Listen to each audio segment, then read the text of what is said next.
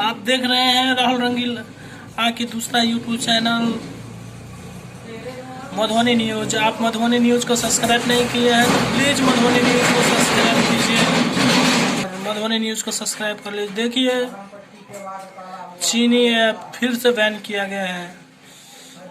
PUBG समेत 118 app को ban कर दिया गया है। देखिए कौन कौन सा ऐप है जो इतना ऐप बंद कर दिया गया है। देखिए अब तक चीनी 224 चीनी ऐप को पाबंदी कर दिया है सरकार।